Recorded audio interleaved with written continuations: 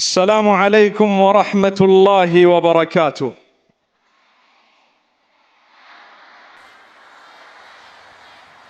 بسم الله والحمد لله والصلاة والسلام على رسول الله وعلى آله وصحبه أجمعين. Honorable President, Your Excellency, Dr. Hussein bin Ali Hassan Muini, and my colleagues who are here, I actually have met the Mufti of Zanzibar and the Chief Qadi, whom I happen to be in Medina Munawwara, studying at the same time with him, and a few of the others whom I was so happy to meet after a long time. I want to say something today to this lovely crowd who is here. Firstly, looking at this stadium, I thought I was in Europe. Subhanallah. And I'm thinking to myself, imagine state of the art. In Zanzibar, I was here 10 years ago or more than 10 years ago. And I want to congratulate not only His Excellency the President, but all of you who are from Zanzibar. MashaAllah, Tabarakallah, Alhamdulillah. The place has developed so much, and I am a witness as a foreigner. MashaAllah. Takbir. I want to tell you, development can never happen if you do not have peace. It is impossible to develop without peace. No country that has no peace has been able to develop. So when I see progress like that, which I have noticed here in Zanzibar, one thing I can tell you is you are peace-loving people. Maintain it, hold fast onto it. And today I want to talk about how some of the people might come to you in order to make you dispute to a degree where you lose your peace. Be careful of them and watch out. Make sure that you understand, as a believer, we say we have iman. Mu'min means a person who has belief. Did you know that aman or amn is also a similar root as the belief and faith, and yet it refers to peace and security? I noticed when I was here many years ago, upon the invitation of a group of students by the head, who was Brother Ghaid Saeed. Some of you may know him, may not know him. Humble people. I came here, I stayed at the residence there at that university, and I moved around noticing a lot of the beauty of this lovely place. And now years later, when I have come and I see so much of development, I thank Allah and I pray to Allah that in the same way we have managed to develop and shall continue to develop our nation and our beautiful country, we should also develop our hearts, our spirituality, and our connection with Allah subhanahu wa ta'ala. When you are young, you question your faith sometimes. It happens that you question your faith sometimes. You call out to Allah. You ask Allah so many things, one after the other. And sometimes you think He's not giving you what you want. Don't despair. We were there. It happens to us as adults as well, that when we call out to Allah, we are begging, we are asking, we want so many things, and we think to ourselves, why is it that He is not giving us certain things? I can tell you, sometimes as a result of your supplication for A, you achieve B, C, D, E, F until the end of the alphabet, yet you were asking for A. The barakah of and the blessings of seeking from Allah what you want, Allah gives you a lot of what you do not realize you need even more desperately. So continue to ask Allah. You will never ever suffer a loss by asking Allah and supplicating and having hope. I want to give you one example. If there is a person who is terminally ill, may Allah grant cure to all those who have sickness. Amin. If there is a person who is terminally ill and they are about to die, the doctors say that you are going to perhaps die soon, you won't survive. And they make dua. They ask Allah. They are supplicating, oh Allah, cure me. I know you will do it. I know you can do it. I know you shall do it. You are the owner of cure. For you, it is so easy. You will do it. Do you know, if your death is written and you die, you may enter paradise as a result of the hope that you had when you were calling Allah for cure, and Allah knew that He's actually going to take you away. So that hope alone is an act of worship. Have hope and understand that Allah Almighty will always give you something in return of your supplication. Your dua will never go to waste. Now, let's move a little bit further. As believers, we sometimes have a few doubts now and again from shaitan. The devil comes and makes us think things. I give you an example.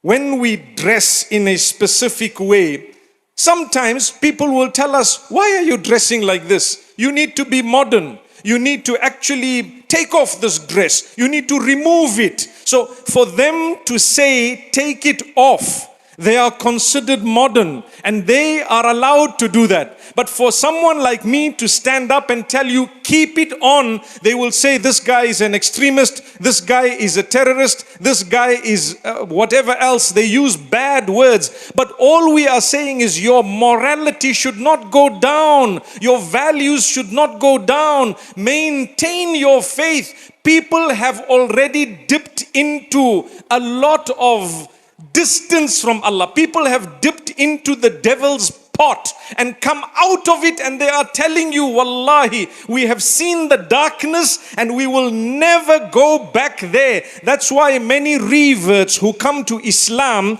when they become Muslim, they are sometimes stronger than those who were born Muslims, because they saw the darkness. They were dipped into the pot of the devil and they came out of it. They will never ever go back. But you and I, when we were born Muslim, when we come from an Islamic environment, sometimes we don't appreciate the favor of Allah on us. I am here to tell you, maintain your values, your morals. Zanzibar is a beautiful place, predominantly Muslim, if not almost all Muslim. And I tell you, greet people with a smile. Welcome them to your place, whether they are Muslim or non-Muslim. We welcome them in a way that when they see how we live our lives, they will search for the reason why we are so good, so kind, so welcoming, and they will then turn towards the deen of Allah just by virtue of your beautiful interactions.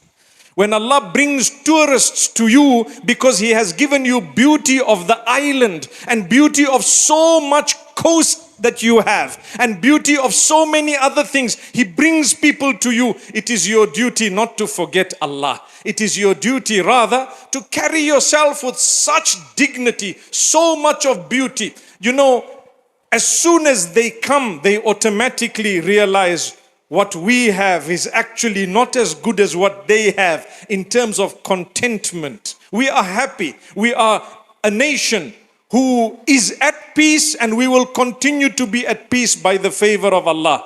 What is my sign that you are at peace? I see development.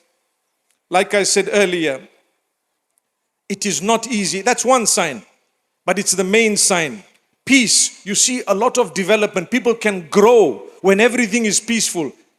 But if you look carefully, people may somehow, especially nowadays, we have access to the internet. And online you will find people calling you towards so many things. Like I said earlier, when I tell you to keep your dress the way it is or to cover yourself, people will say, why is he saying that? But when people tell you to uncover, to undress, to remove your clothing, they will say, wow, look at how modern they are. Wow, look at how amazing this nation is finally liberated. Liberated from what? Liberated from your connection with Allah. I don't want that. Liberated from what? From the angels protecting you. No, we don't want that. We want contentment. We want happiness. We want internal bliss. We want a connection with Allah. I said earlier, there are those who have already been in the darkness. Wallahi, when they come out, they see the light and they realize this is the path. I cannot let go of this path. Allah Almighty tells us, hold fast to the rope of Allah and don't let go. Don't let go no matter what. A day will come when you will return to Allah. You will be a happy person. I don't care what they say about me. I am going to develop my relationship with Allah. Earlier, my colleagues spoke and each one of them reminded us of Salah, the prayer. I wanted to really talk about prayer today, Salah, in a very detailed way. But I noticed, mashallah, they covered the topic so well. Each one is reminding you of prayer, prayer, prayer. Why? Why are they reminding you of prayer? I promise you it is because success comes when you connect with the owner of success. And who is the owner of success? Is it not Allah? When you want success, connect with Allah, He will give you the success. You want wealth, connect with Allah, He will give you wealth that comes with goodness. I don't want wealth that comes with evil. I don't want wealth that comes with destruction. I want wealth that comes with goodness and the blessings of Allah. So connect with Allah and see what happens. That's why Hayya ala salah. We heard it. I promise you, if I have one message for you today, it is take your prayer seriously. Take your prayer seriously, no matter who you are. Take your prayer seriously. If Allah says this is success, I promise you that is indeed success. When you grow older, and I'm addressing the younger ones who are seated here, as you grow older, you will realize the importance of this 5 daily prayer. Wallahi, there is nothing that can overtake it in terms of the success you'll achieve by fulfilling it correctly. May Allah grant us goodness. So, people will tell you from all over that you are the one who is right, you are the one who is the only one who is right. Anyone who says anything contrary to what you are saying is wrong, and if they are wrong, you need to fight them. That's what people may teach you. We teach you that yes, when you follow your faith, you are right. You may want to believe that others are wrong, correct? Yes. But you do not fight and cause disunity, and you do not disturb your peace. You might think, what do you mean you do not cause disunity when we don't agree? If I don't agree with you, say for example, I have someone who belongs to a different sect of Muslim or a different faith altogether. Do I agree with them? No. Am I united? To a degree, yes. What's the difference? I want to explain to you today. Unity is not uniformity. Rather, unity is the ability to respect someone with the difference you have with them for a common purpose. You want to build your nation. The nation is made up of so many different people, each belonging to different faiths, maybe different sects, maybe. You might even have some people who don't even have a faith at all. It does not mean I agree with them to be able to get along with them or to be able to respect the fact that they are human beings. They are human beings. And the reason I tell you this is the world is changing. So many people will come about with so much difference. So many people will come about with so many weird things. Are you allowed to disagree with them? Yes, you are allowed to disagree. You must disagree if you believe they are wrong. But what should you do? Do you respect them as a human? Yes, I respect you, but I disagree with you. What does that do? That will ensure peace. It will ensure stability and it will ensure growth. Without that, you are not going to grow. If you want to fist each other just because you disagree with each other, you won't grow. You don't fist each other. You don't become violent. You don't become physical. And you don't even become abusive in the way you talk. I don't need to call you a dog just because I disagree with you. In fact, some people love dogs. Don't you agree? Some people love dogs. Yeah. So they say, well, I don't mind if I really was called a dog because you know what? Dogs are cute. Trust me, it depends how you use the word. when you call each other names that are abusive, in a tone that is abusive, with the intention of abuse, you are wrong, no matter how wrong the person you were addressing might have been in terms of your disagreement. But you can't do that. When I disagree with someone, I need to at least let them know respectfully that I disagree with them. I disagree with you, my brother, and I disagree very, very strongly. But guess what? You're a human.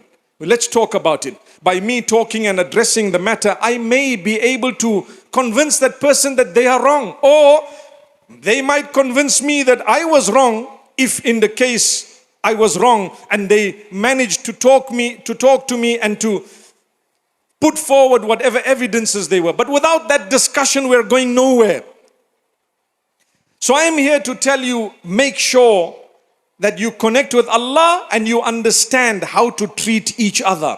How to treat each other. Today, let's be honest, what are we facing in the Muslim Ummah?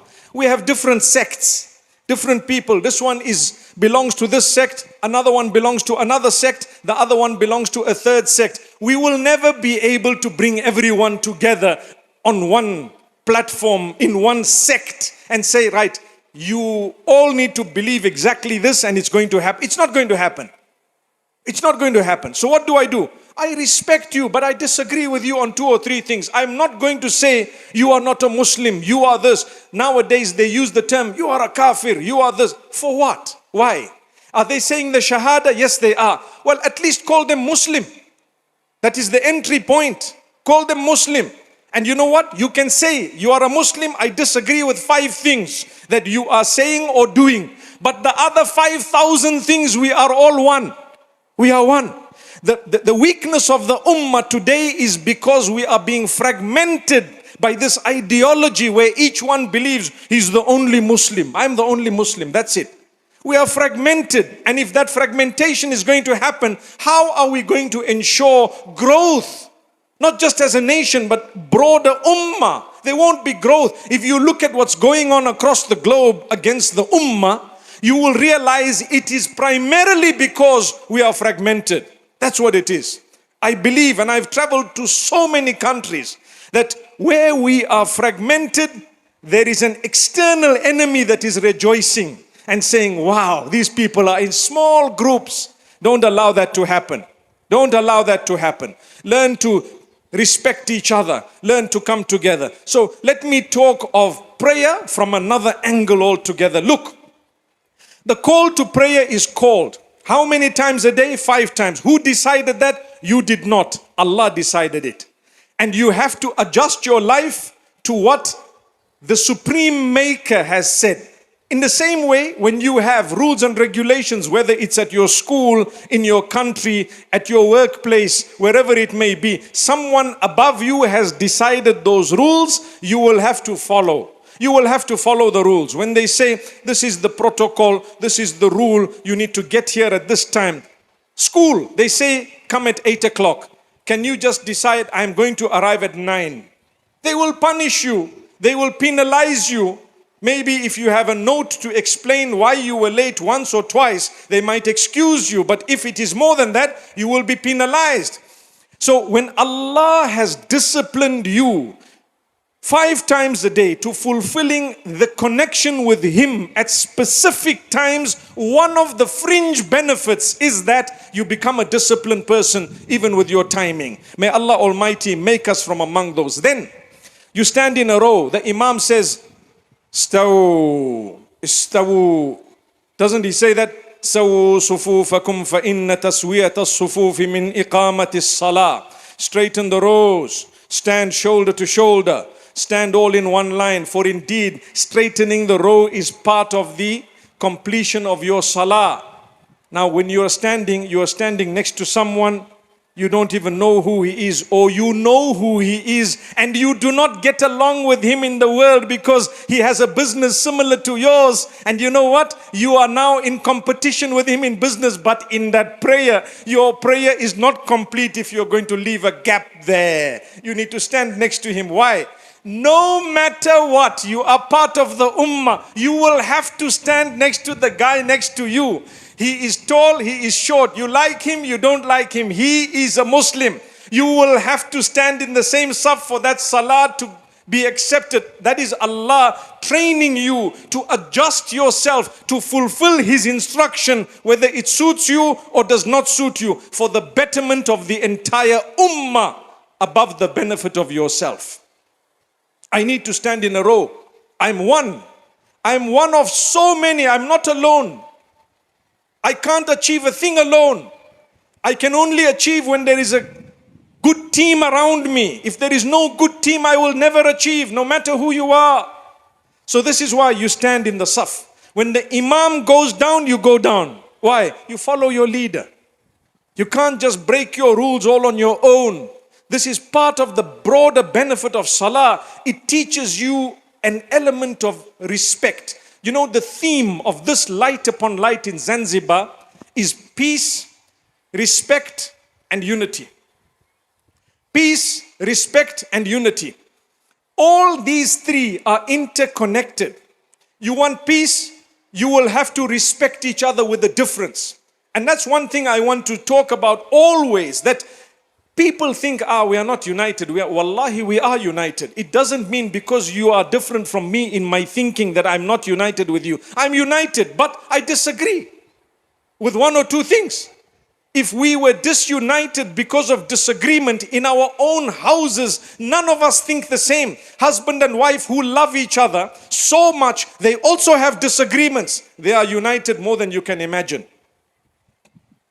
They've had so many children. They are united, but they have disagreements. So unity is not uniformity. You don't need to be exactly the same to consider yourself unity. You know, when you wear a school uniform, the whole school is wearing the same color. Look there, they are, mashallah, everyone's wearing the same color. That does not mean that they are united, but rather they have uniformity. Look at that, mashallah, tabarakallah. They are happy that I noticed them. Mashallah, I noticed you when I walked in. And more than the fact that I noticed the dress, I pray for you because you came here, I think at 6 in the morning. May Allah Almighty bless you all. And there too, I know you came in very early. May Allah Almighty bless you all. When we go for Hajj, we are all wearing similar clothing. That does not make us united. No, it doesn't. That's a rule of Allah that we are following. Allah wants us to follow it. Yes, there are broader benefits of it, but unity would be when the hearts understand we need to respect each other. I've been to many countries with one example, and I want to say it again because the reminding benefits the believers. You know the hadith of the Prophet Muhammad, peace be upon him, where he says there was a man who achieved forgiveness and ultimate paradise as a result of quenching the thirst of a dog. Because he was out on a hot day, he went into a well and he got water for himself. He was very thirsty. When he came up, he saw a dog that was panting and sniffing at the sand because it was so thirsty. And he said to himself, look at this dog. It is as thirsty as I was. Let me go into the well again, fill my shoe with water because I don't have anything to put water in. Let me come up and let me give the dog a little bit of water. And he gave the dog some water, and Allah watched him and Allah forgave him. That man achieved ultimate paradise. If you think very carefully, why a dog? Why a dog? Why wasn't it a beautiful girl? Wow, the man came up and saw a lovely lady. And he said, let me go and quickly get you water. Because if it was a lady, there was going to be a wrong intention maybe, right? You know, maybe he saw, it's like they say, when you're driving, I don't know about Zanzibar, but I know about Zimbabwe, right? When you're driving, if a man gets stuck with a flat tire, he will be stopping the people all afternoon, no one will stop. But when a young lady is stuck with a flat tire, 30 guys will fight as to who must fix that tire, right? Why? Let's hope it's a good intention, but in actual fact, you and I know it's because they want to win the heart of someone whom they don't even need to win the heart of. Subhanallah, go home and win the heart of your own spouse, man. Allahu Akbar, may Allah make it easy. Allah make it easy. But it happens. So here there was a dog. Imagine if such a great reward for quenching the thirst of a dog. What do you think the reward is to quench the thirst of another human? You don't agree with them. You don't see eye to eye with them. You don't even want to look at them. But because you have compassion in your heart, you decided, you know what, they deserve the water they need to live. Life is important. Life is sacred. I'm a Muslim. I believe the life of the non-Muslims is also sacred.